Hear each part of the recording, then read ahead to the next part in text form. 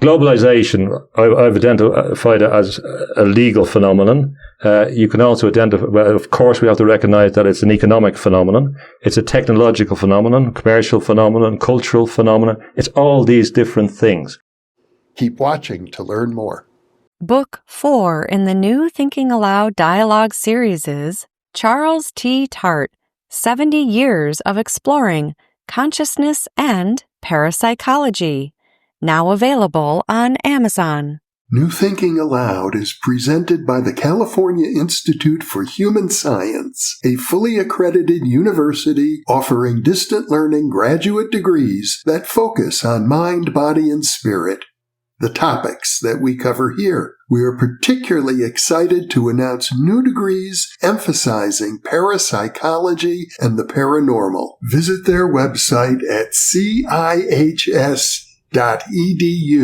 You can now download all 8 copies of the New Thinking Aloud magazine for free, or order beautiful printed copies. Go to newthinkingaloud.org.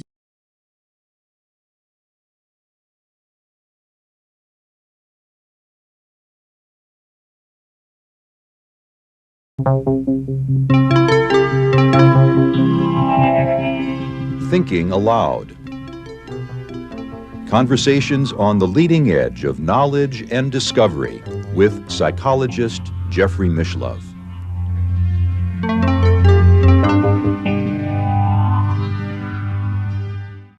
Hello and welcome. I'm Jeffrey Mishlove. Today we'll be exploring the topic of globalization.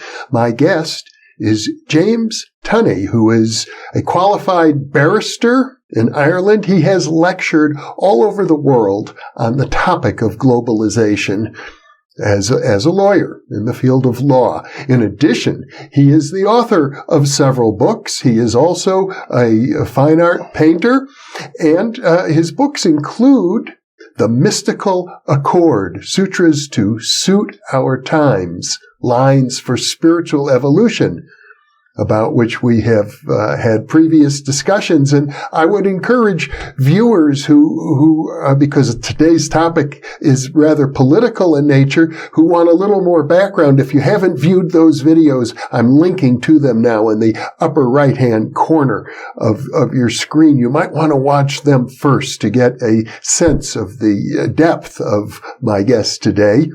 He's also written 2 novels. One of them is called Blue Lies September. The other one is called Ireland, I Don't Recognize Who She Is. Dystopian novels, incidentally. Welcome, James. Very well remembered. I have a feeling of deja vu. I think I need to see a parapsychologist. Thank you. Yes, my consulting hours are open. Now, so you have a very diverse background as a scholar, as a poet, as a painter, as a teacher, a professor of law. And as a professor of law, one of your big interests has been globalization. And this is a topic that I sense amongst the viewers of New Thinking Aloud is controversial. Many people yearn for globalization and other people fear it. So let's get into it. And as a matter of interest, what do you think the weight of the camps are in relation to the feedback that you get? Well, the feedback isn't necessarily, it's reflective of the strength of the feelings that people have, not necessarily the numbers. Good point, yeah. My perception is that the very strong feelings of fear when especially the phrase New World Order comes up with regard to globalization. But I think probably I'm going to suggest that the fear represents maybe 20% of the viewers, and that the other 80% are positively inclined towards globalization. That's my sense. Well, let me try and present some of the arguments and some of the factors as I see it. Now, my last title was a senior lecturer. That's what I call it in Britain. I was a visiting professor in various universities. So I tended in the subjects that I wrote about and the subjects I lectured on, to look at new areas of law, how law applied to evolving areas. So I lectured in subjects such as intellectual property, communications, technology law. I had modules in China and world trade. I've been to China a few times. I've lectured at the High Court of Beijing and at the Chinese Academy of Social Science and various universities over there. I've written extensively about those subjects, about travel and tourism law, all areas which are about the evolution of globalization. And I set up a degree program in European Union law. So that was, I said, a degree program and a network in that domain. So I was very familiar with the discourse. I've met a number of the key personalities. I remember meeting Nigel Farage about 20 years ago and hear him talking about. So I would have come across a lot of these arguments that seemed to have come up suddenly, but really were lurking there in the background. Nigel Farage, for viewers who may not know, was a very prominent proponent of the British Brexit. He was probably the lead. History will probably accredit him as being the main driver behind it. Yeah, and also that election, I think, had implications for other jurisdictions that we're not going to get into. Okay. But I've looked at. So you start off, lawyers in Ireland, for example, they would concentrate on Irish law. But since Ireland joined the European Union, that meant that we were part of a new legal system. It changed its name, the European Community, till it became the European Union. So it reflects more a movement towards a kind of federal system, as happened in relation to states and the federal government in the United States. Yeah. So when you join and sign the treaties, what happens is you give up, you relinquish some of your legal sovereignty. So this is not a hypothetical issue, not an issue of political discussion. Legally, from a legal perspective, you're signing away some of your sovereignty. So there's no debate about that. Mm-hmm. So every country which is a member of these regional legal communities have pooled some of the sovereignty, as the court said. And they knew that when they were signing up. So the European Court of Justice, it says what the law is. As in Alice in Wonderland, words mean what I say they mean. The European Court of Justice decides, as the Supreme Court does in the United States. So the legal shift changed from nation states to regional legal communities. Yeah. Now, in the Western Hemisphere, we had the development of NAFTA and Mercosur. So we had the evolution, and the Asian countries. We had the evolution of a handful of massive regional legal communities. So the conception is not purely economic interaction. It's deeper than that. Mm. It's to effectively bring the countries together. So at the time I started teaching in Scotland, I think it was around the NAFTA discussions about NAFTA and the final agreements. And I was also interested in indigenous rights. I've always been fascinated, particularly from the Irish perspective, and interested in indigenous rights. I've written about the Mabo case in Australia, which revolutionized the rights of Aboriginal people, where the court said that they actually owned some of the land still. And that has profound implications in Australian society today. It's very interesting. So at the time of the NAFTA agreement, there was a revolution in Mexico. The Zapatistas rebelled, and they said that the NAFTA agreement will destroy the indigenous corn-based economy in Mexico, Chiapas. So this is quite amazing, and it didn't receive a lot of attention for that particular reason. So the indigenous people were engaged in an armed struggle with Comandante Marcos, who was part of this movement of indigenous people to oppose a free trade agreement. So they realized that this free trade agreement was deeper and would have more consequences than was hitherto to believe. So there's no question that there is a shift from the nation state to these regional legal community bodies. Now, if we think of what a nation state is, the nation state in Europe particularly developed after the Treaty of Westphalia a few hundred years ago, when they wanted to settle the 30 Years' War and the wars that had been going on, Catholic and Protestant wars. And with the Reformation, if we can think of King Henry VIII, of course, with the break from Rome, we have a movement towards the state and the state control. So we have a movement away from a more regional legal community that would have existed under the church, for example. You're referring specifically to European states. Specifically as the example, because that's where the model really began to grow, because they were the colonial powers and they were spreading the models that would exist through the empires. And if we think of, in relation to Africa, when they came to have the conferences, they divided up, they drew straight lines on a map to divide up Africa for the European powers, for the colonial powers. But there was still a notion that there was a country there, and they purported to project onto the thing European ideas. So, but strangely and paradoxically, if you look at it from a legal perspective, the Catholic Church developed its own jurisdiction in canon law, and its idea is that this will be a global regime. So you can say that the Catholic Church are one institution who have always been globalist in their conception.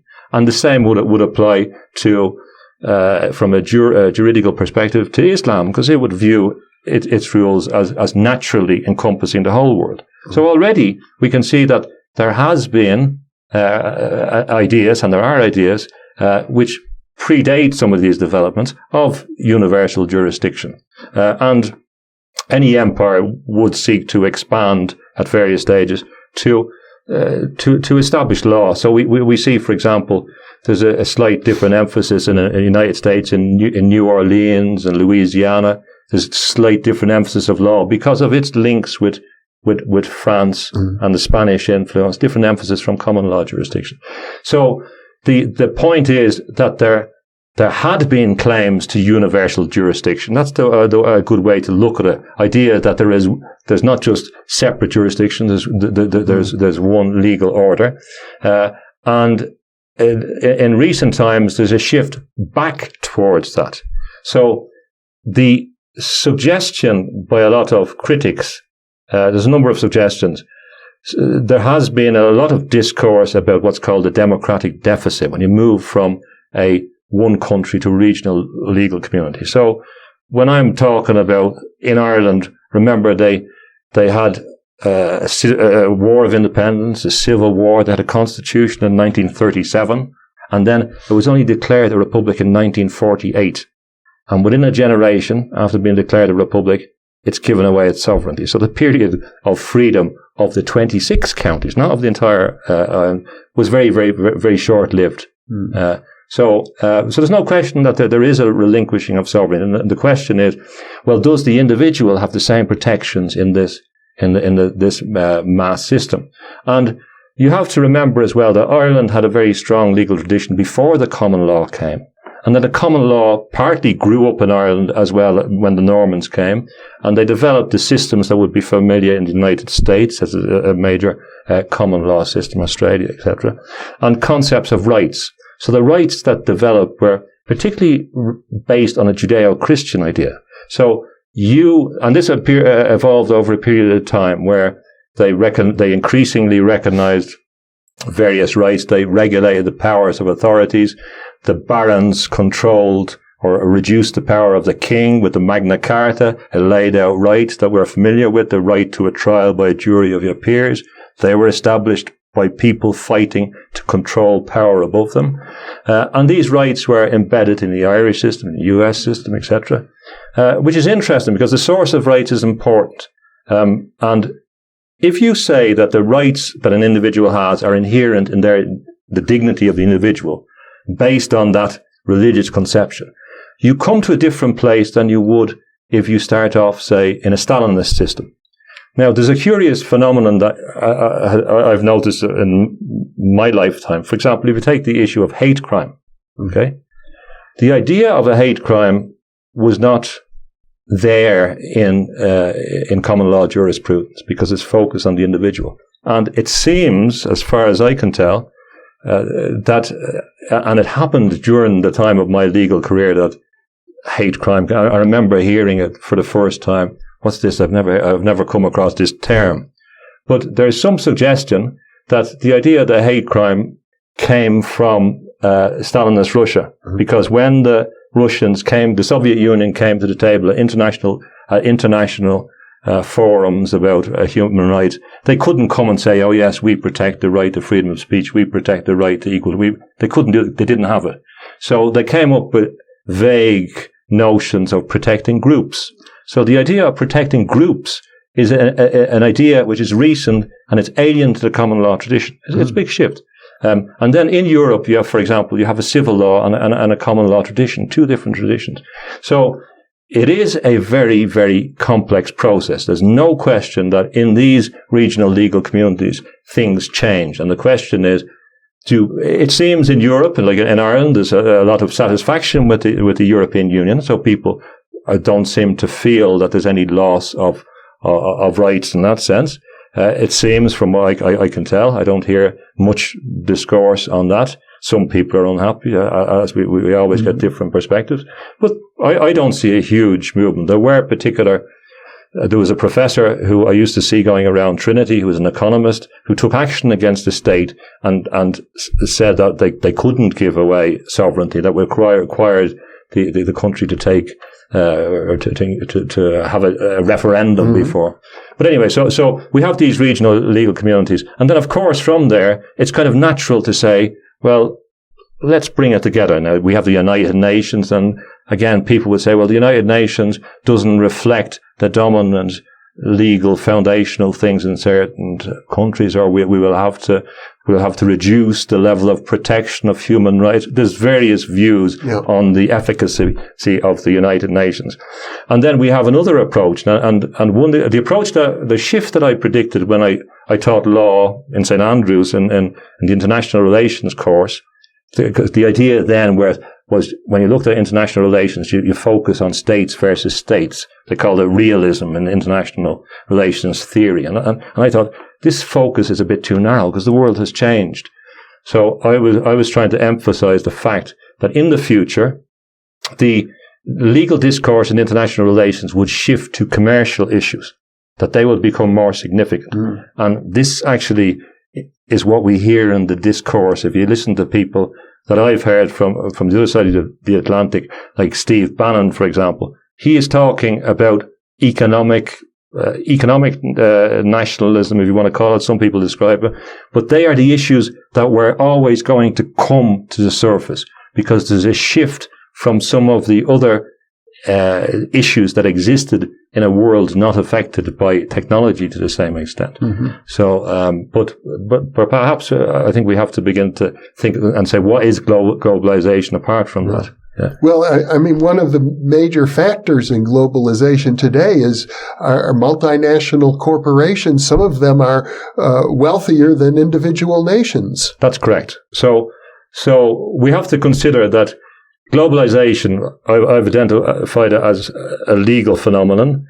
You can also identify, well, of course, we have to recognize that it's an economic phenomenon. It's a technological phenomenon, commercial phenomenon, cultural phenomenon. It's all these different things.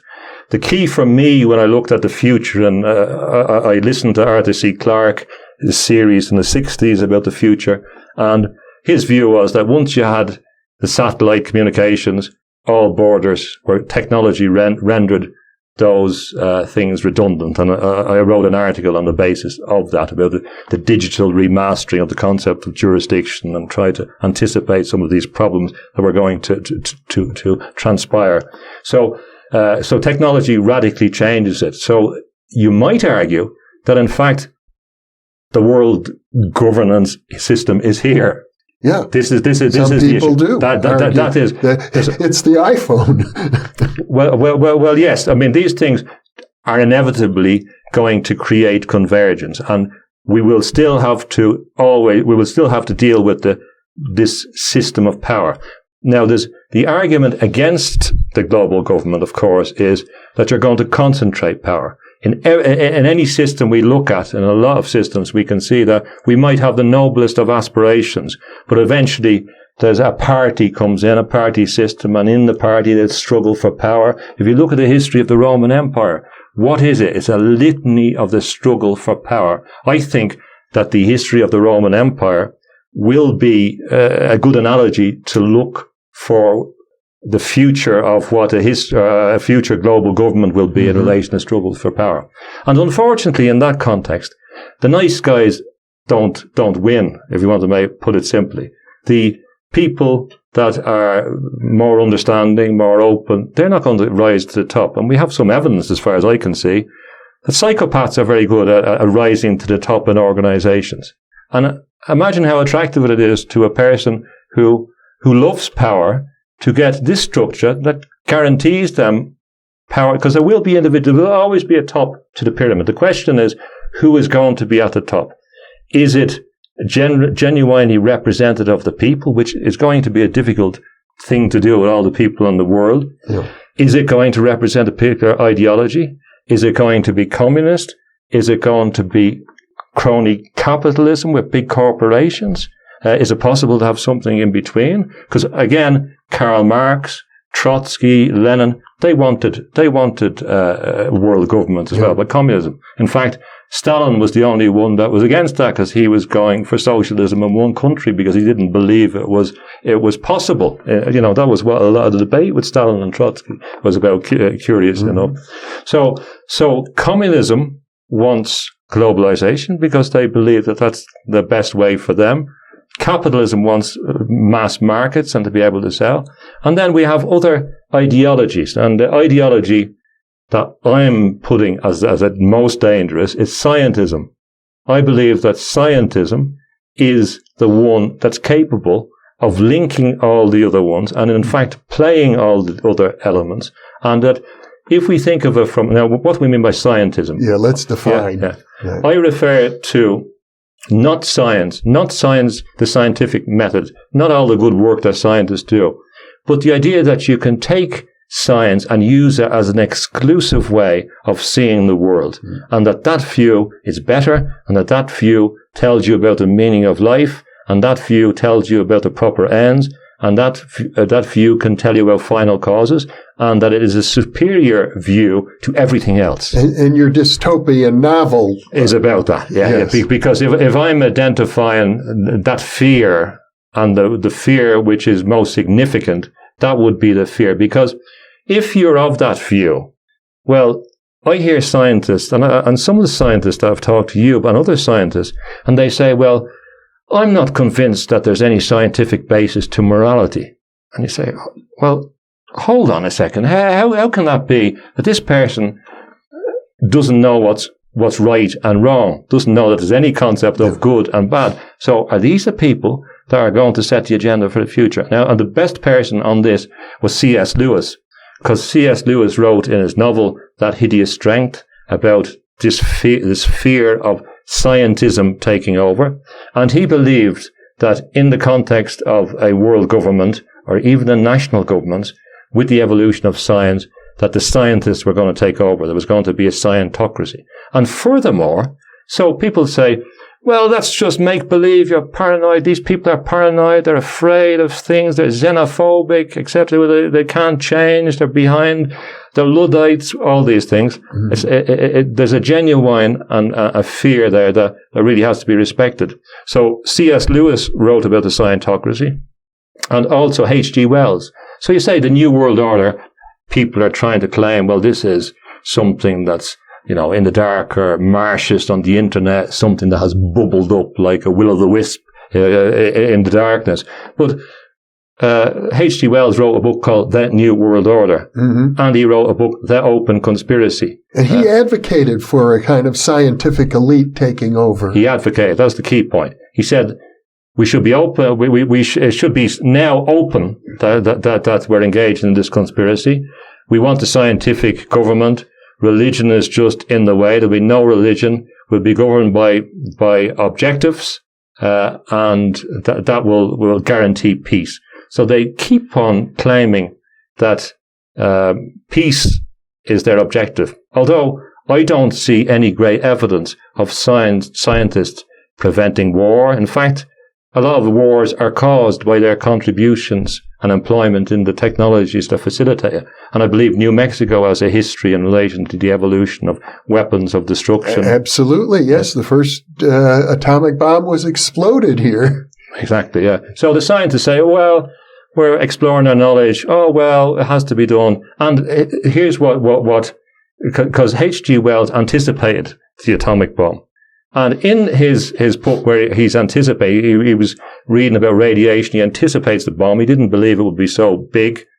But he says, and then what will happen is people will realize that the world can be destroyed and the scientists will come together in a conspiracy or in a collection, which he said is something like gloriously illegal. He wasn't concerned about moral principle. The scientists will be in control and then everything will be okay.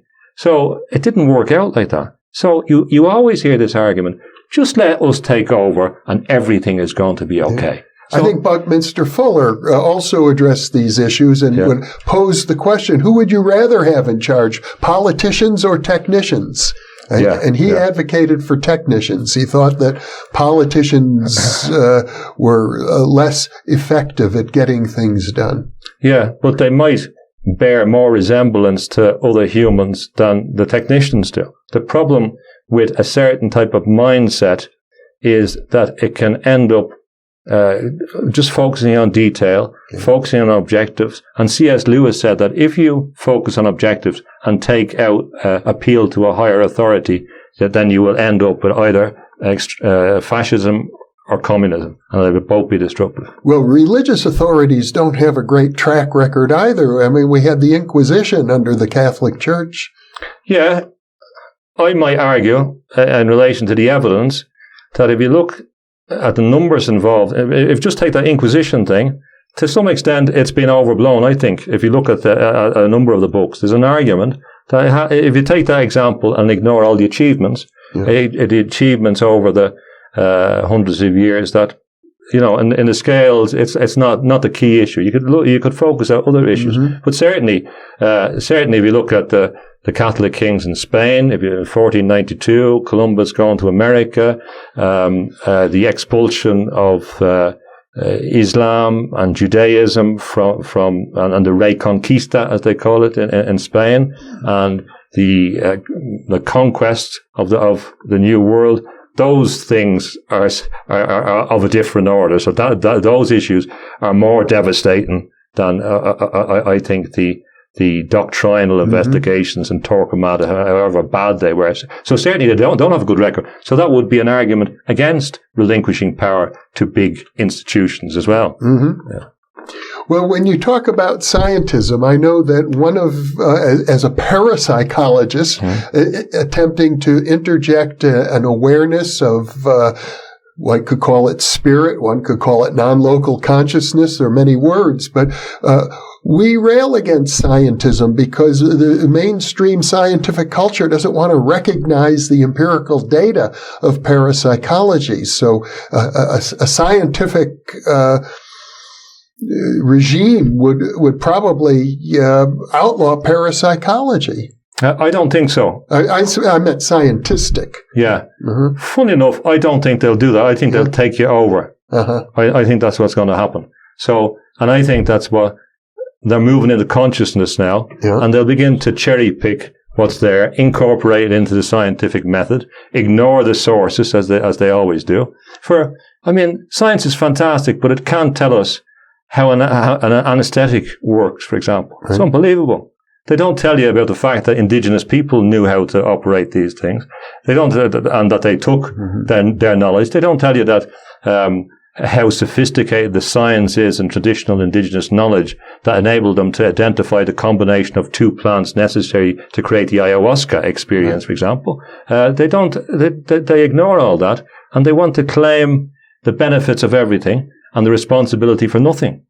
I don't see scientists explaining about how they contributed towards the destruction of the environment, how their attitudes contribute towards the destruction of nature, how their focus on exploitation and material things to the exclusion of spiritual values and with contempt for spiritual values, for example, often are the very source of the problems. And the scientist we saw they had a bit of regret after they realized the monster they created with the atomic bomb, but it's too late. The same thing is going to happen with nanotechnology, for example, which could be devastating.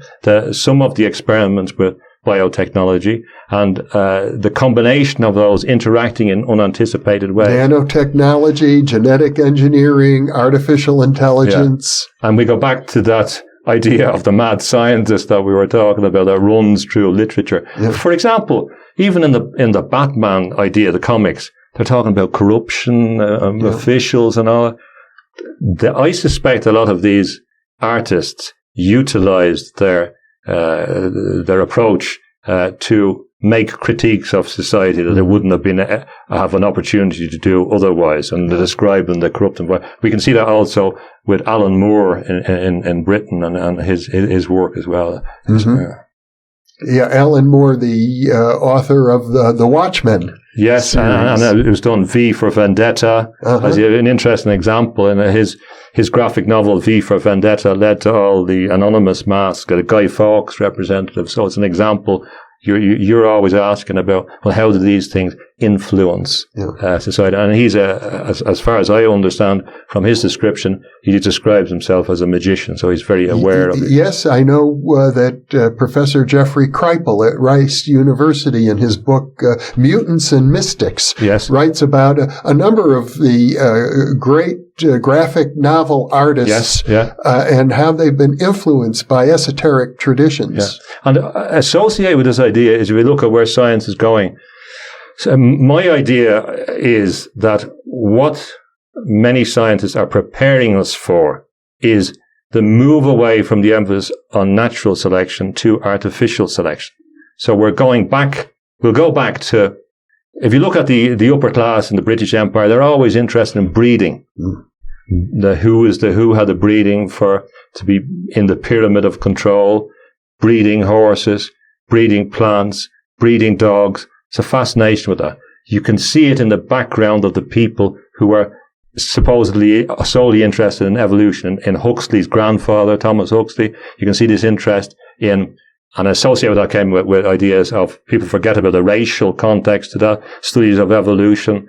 And so from that was always there, the idea that we will be able to have evolved technical man in the future. And we even see that in Trotsky and his view of the future. I understand and have discussed this in other interviews, for example, with Jason Giorgiani, who was a philosopher of technology, that the Chinese government now has a policy of using genetic modification to, over time, gradually increase the intelligence of the entire Chinese population. Yes, and they also have the social credit system, which will mean that enormous social control, huge social control. But computers monitoring the day-to-day activities of every citizen, using big data to determine who is a good citizen and who is not. Yeah, the computers the artificial intelligence will do it without the discretion that used to exist in the system that you know from criminology. So it is a frightening system, and I have been very surprised how acquiescent people are to this relinquishing of control towards technology. Mm-hmm. And I have been very surprised how the leaders in these movements, whether it be Facebook or Apple or whatever like that, don't seem to have any concern, in my view, for these issues. As well as that, freedom of speech can't exist in a very controlled society. You can't have freedom of speech. And people have assumed that freedom of speech, there's been some great golden era of freedom of speech in the past. It's not true. It's been a slowly evolving thing. If you look at, for example, in the time of Queen Elizabeth, after the Reformation, Queen Elizabeth, she had the office of the Master of the Revels. So for Shakespeare to get his play published, he would have to walk up to the Master of the Revels to make sure that there was nothing in his play that offended, the government. And only with that permission could he be published. In fact, the copyright system, as it grew up in the common law system, was a system of control, not of rights for the author. It was to control the publication. So initially, when the printing press came, there was a free-for-all, all the views, and then they controlled it. Mm-hmm. So then they cut it down, and you couldn't. In fact, in my grandfather's time, looking at the military records recently, they had a concert where they were singing Irish songs, and they were raided by the military police. So this idea that there's been a great era of freedom of expression, and particularly then we look again, of course, 2 world wars. You've always have restrictions on freedom of speech. The value of freedom of speech, as expressed in some Supreme Court decision in the United States, is being undermined seriously by technology. And we have a lot of individuals who don't really have any knowledge about rights. They're not interested in higher order things from their own admission, as far as I can see, to make a generalization. And they will have no power in relinquishing. In fact, there is a very strong view that the evolution of the individual man or woman is to be godlike. And that is an alternative view. Mm-hmm. So one finds that throughout esoteric culture. It's true, esoteric, but the meaning of in this context is a bit different. So in a technological context, it's to achieve a whole range of powers that might, and perhaps live in eternity, but in a jar like a brain in a vat. I don't fancy that. Yeah. And I don't fancy the idea that we might be used as a battery somewhere and you wouldn't be able to turn your, unless you had studied esoteric practices, you wouldn't be able to turn your brain off. I suspect some of the Tibetan monks would be able to do that. I suspect some of the martial artists would be able to do that. But normal people wouldn't have any control over it. And this idea, and this is a thing that this is where I would part with when I look at Terence McKenna and Timothy Leary, where they seem to be going to, in the end, they were talking about consciousness linking and all this and information. I got worried about that because for me, it seems to be a prefiguration of what a lot of the technology people, we're going to have your consciousness joined in the pool. You're only a piece of meat and you can help us. And I don't like that. What about the notion that we are actually cells in a larger organism, that the planet itself is alive? I don't have any problem with that. Mm-hmm. But all the spiritual traditions start off on the notion that you are a very special being. Yeah. All the traditions say that you have an element of the divine in you, whether you be created in the image of the divine or you have the divine spark or the Atman, whatever you want. They all say that. Now, of course, excluding cases where people have been, say, cruel to animals or whatever, and they don't respect other animals because they see they're superior. The scientific method leads to that view, but not the spiritual view shouldn't do. So, from there came the idea that we have an essential dignity. Mm-hmm. The essential dignity is God-given in that sense, in the sense that it's a higher order thing. Mm-hmm. So you cut that link, as C.S. Lewis said, you won't get the same thing. It'll be very, very easy, massive resources against the view. If you stand against it, you will be just some kind of lower person on the caste, because I think a scientocracy will generate a caste system. Mm-hmm. And the people at the bottom will be the people who don't want to be involved, who don't want to have their genes manipulated. Now, I'm not talking about all the beneficial things for medical reasons and all that, but we always hear about the benefits. We don't hear about the costs. The same thing in relation to the scientific method. They'll tell us, here's the benefit. This is great. What's the cost? Well, it seems to me that the pressing argument that I hear for some kind of a global order is that we're facing potential extinction if we can't get our act together on this planet and find some kind of unity, that there are many, many threats created by humans: pollution, nuclear weapons, nuclear waste, you could global warming. You can come up with a list of things that threaten the very existence of humanity on this planet. And people suggest that if we don't have some sort of global consensus, we won't be able to address these large issues. I think there's a lot of evidence that we are in some kind of end game. I have come to that view myself. So I'm not saying that in an alarming way, but over a period of historical development. I'm not talking about the end of history or anything like that. But there are existential threats. But each existential threat you find has a scientific basis behind it. The momentum is from science, and not just science, the patent system, the intellectual property. You come up with an invention tomorrow, and you get a monopoly for 20 years to exploit a legal monopoly. And so this incentive, creates a drive forward without a braking system. Okay, so we are driving forward with a number of forces. So you hear Elon Musk appropriately say that, as far as I remember, that artificial intelligence is summoning the devil. Stephen Hawking said that it could lead to the extinction of humans. Again, more scientific forces towards, and of course, the environmental issue. Although I haven't seen in the scientific method any commitment to protecting nature and the forces. So I can understand that people are very suspicious when the people that have caused the problem, that are willing to engage in the destruction of environment to get their things, turn around and say, look, we have the solution, you have been the problem. Not true. If you look at traditional societies, for example, now I know there's counter arguments and they begin to revisit that and change it, but their impact on the environment, I know there's a discourse on that, but it wasn't as big as a mechanized military industrial complex. And the scientists are not very good on stopping wars happening. They've singularly failed on that. They're not interested in that. There's no evidence that they have ethical considerations which derive from their system of knowledge that stop these things. And they say, well, that's other people's choices. But still, they're engaged in this process. So I understand the argument, and I understand also, here's the other problem, that if you look at these Bohemian Grove, Bilderberg, we see people meeting.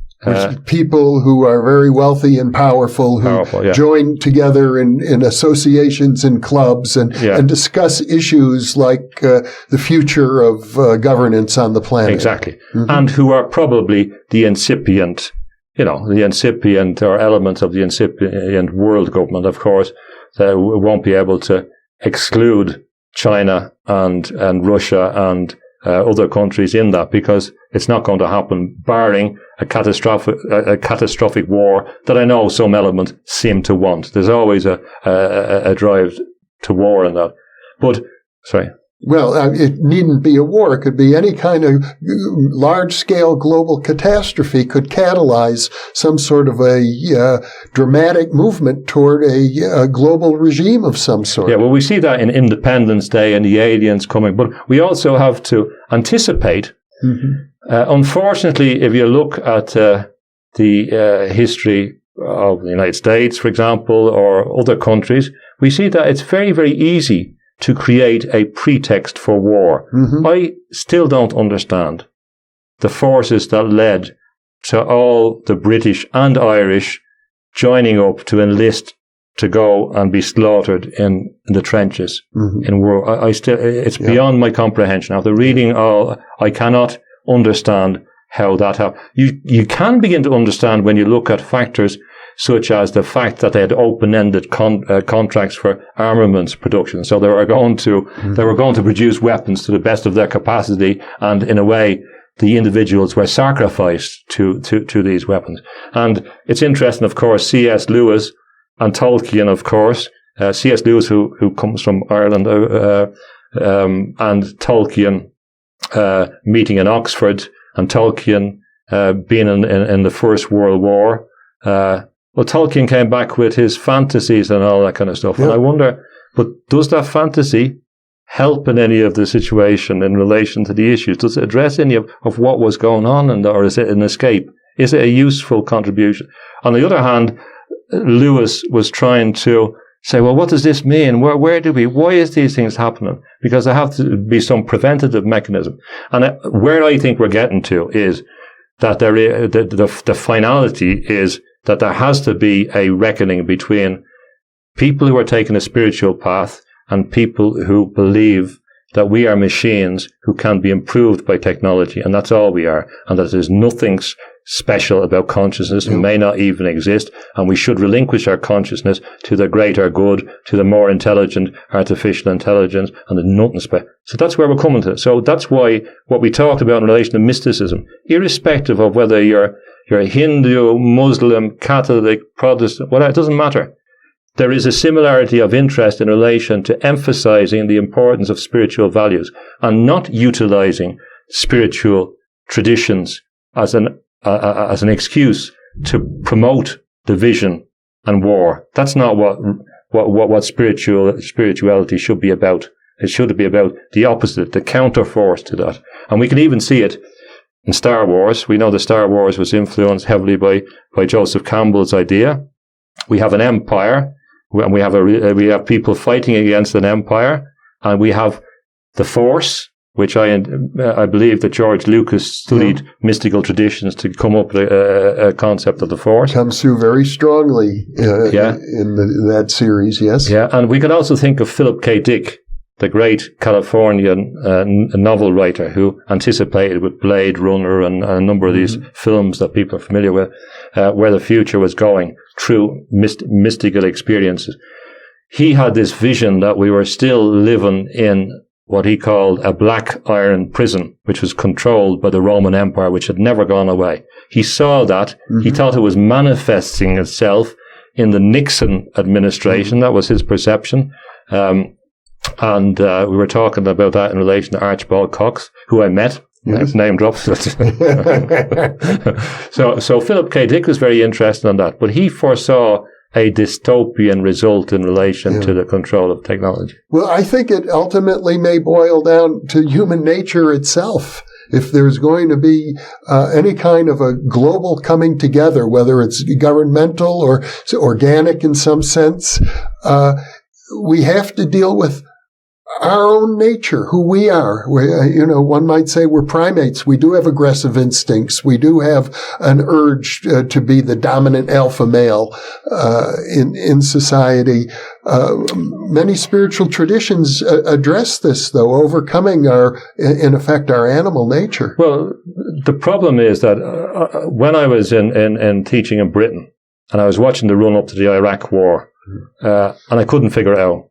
I couldn't figure out that there was millions of people marching on the streets. Yeah. So the public didn't want the war. So you're talking about what people want. They didn't want that war. I was over here on 43rd Street, I think, and Colin Powell's car went down to go to the United Nations to do that presentation, the false information about the weapons of mass destruction in there. And we had a devastating war, and that had a profound effect on me. That hearing all these things about how nice people were, that it didn't matter. The war was going to happen because there's interest, and I was amazed that the public couldn't impede that, and that's quite frightening. So, and the public seems to be quite persuadable on things which are dangerous to the general good. So here it comes back to the individual. The individual has to be a whole person. So that's what holy means. And that's what healing involves. All the words come from a similar root. So we have to be a whole person, as in the yin-yang thing, and recognize the diversity. But in that, we have to accept that we have a body, mind, and soul. We have to look after our body as best we can. Take your vitamins, do the exercise, do the yoga, do the walking, do your martial arts, we have to do that. We have to look after our mind. We have to look at what we can see in this limited reality and the limited sliver on the electromagnetic spectrum and listen to what we're saying. We have to be able to be critical individuals who are sovereign. And we have to have our spirituality, in my view. And there's various, the French philosopher who wrote the article, who couldn't understand how so few people could control so many. And he concluded that it was on the basis of the relinquishing of control of people. So we are guilty of that. It's not that people say, I have nothing to do with that. We relinquish our control. We relinquish it through our attention.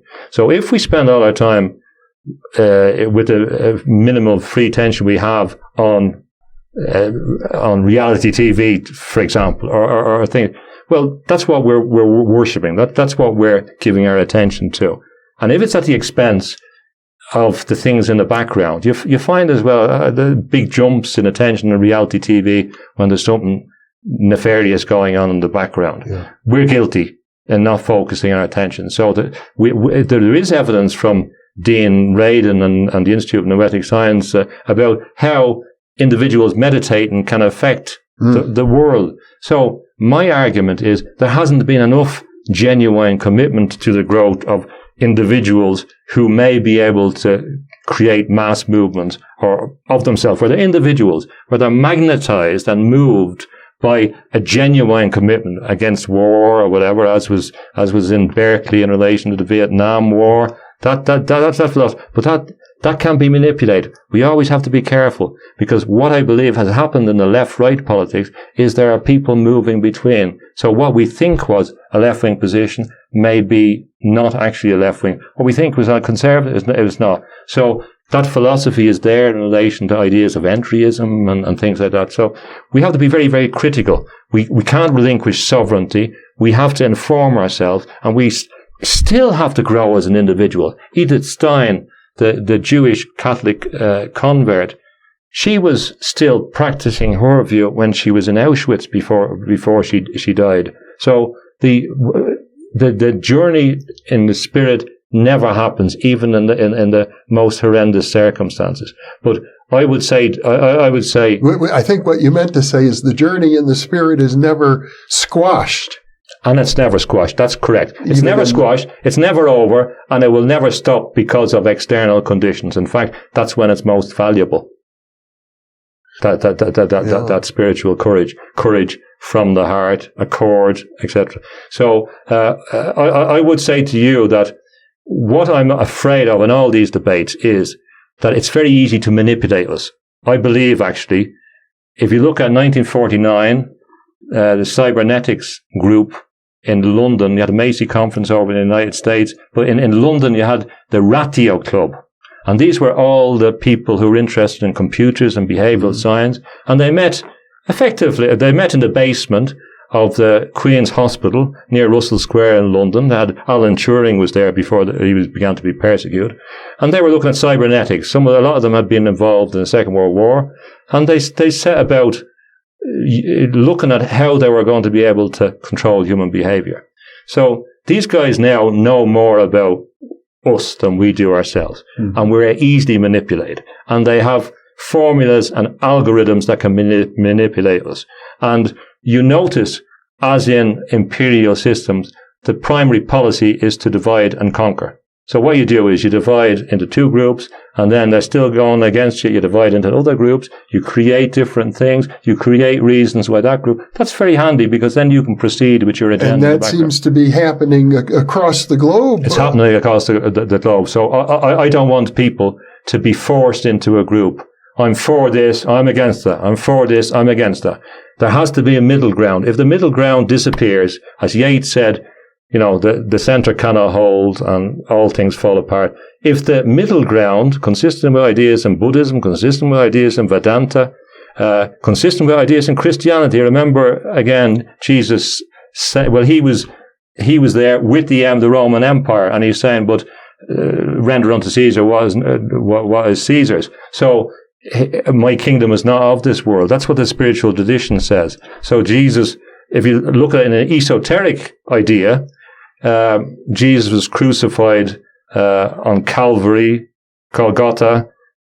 The head, the skull, is the Calvarium. There's the sutures cross on the head. The fontanelle is important in relation to Buddhists. And when you die, the Tibetan Book of the Dead, the soul is believed to exit that way, or maybe come in that way. And the spirit was released on Calvary from in esoteric tradition by the Christian thing, emphasizing that the superior, that the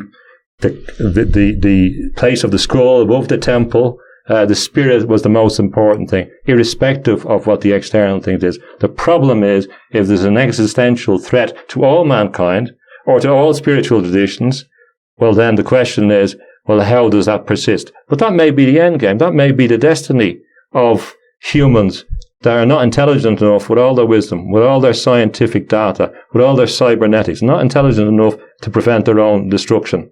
by discourse and the better angels of our nature. Well, then the question might be, is that not the destiny of this species? But why people would want to sacrifice the noble things that we do know for a kind of mechanical dream is something I can't fathom. But a lot of people seem to be willing to do that. And the preoccupation with mobile devices, which will become wearable devices, which will become implants that you won't be able to opt out of, is happening. I should mention, for benefit of our viewers, when I asked you for a cell phone so I could meet you at the airport in Albuquerque, you informed me you don't use a cell phone. That's right. And I don't even drive, which is strange in America. But we still met.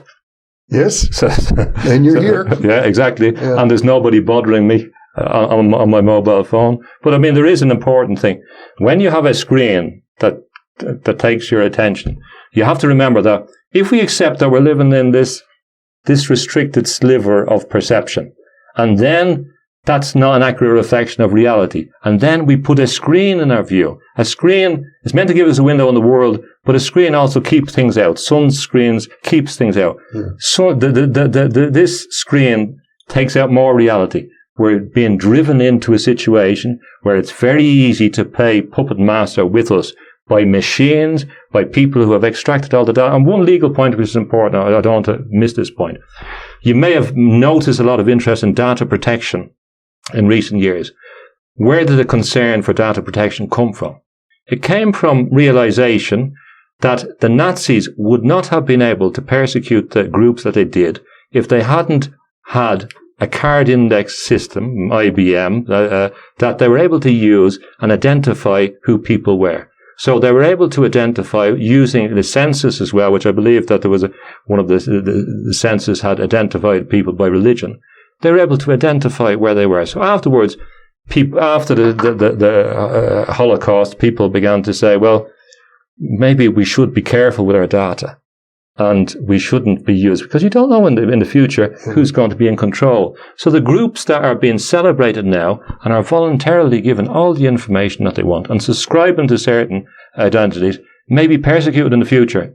We have to be cautious about this in the long term. You can't take short-term factors where we're being played by other people. In the end, every individual on this planet is every individual, irrespective of what creed they are, or skin color, or it doesn't matter.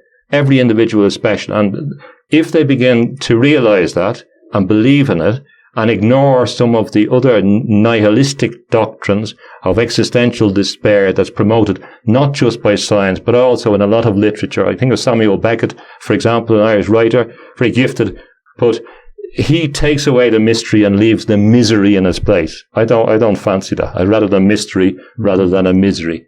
So we have to be careful.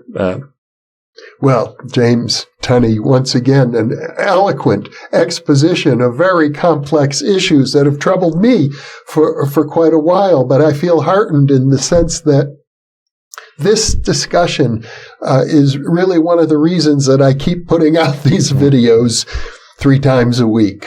I think it's just so important for people to be able to think these things through. And I value very heartily your emphasis on the individual. Yes, that's critical. And again, I have to thank you for being so kind and so helpful and so interesting to engage with. You're really impressive in the way you make me feel relaxed and able to get the points across. I appreciate that. Well, thank you so much for being with me. I think many of our viewers who have gotten this far are also very grateful to you. Okay, I appreciate that, yeah. Yes, and thank you for being with us.